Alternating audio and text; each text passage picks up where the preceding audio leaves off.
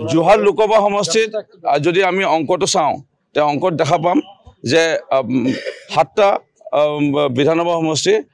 বিধায়ক বিজেপি বা মিত্ৰগোষ্ঠীৰ আমাৰ বিধায়ক আছে আৰু যদি আমি বিৰোধী চাওঁ অৰ্থাৎ গৌৰৱ গগৈৰ পক্ষত আছে মাত্ৰ 3টা অৰ্থাৎ তিতাবৰ আৰু নাজিৰা আৰু অখিল গগৈ যদি সমৰ্থন জনায় তেনেকৈ 3টা তে হাতে 3য়ে যদি আমি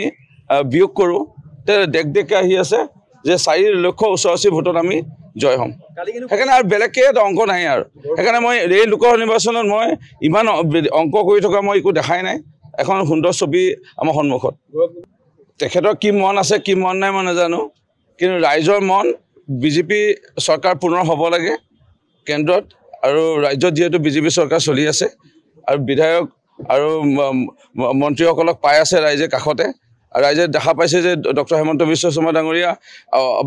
26ৰ নিৰ্বাচনৰ পিছতে আকৌ তেখেত জয় হ'বই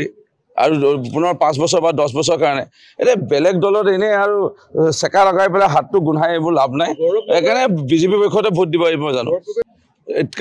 যোৱাকালি এটা ছবি অসমৰ ৰাইজে দেখা পালে যে তিতাবৰ বিধানসভা সমষ্টিত তেওঁৰ দেউতাকৰ আছিল আৰু তাত স্বতঃস্ফূৰ্তভাৱে হয়তো 5,000 10,000 আমি ধৰো 3,000 মানুহ আহিব লাগিছিল যিটো হলত মিটিং কৰিছে আমি গোটেই চকী হিচাপ কৰি আমি যিটো পালোঁ তাত 500 চকী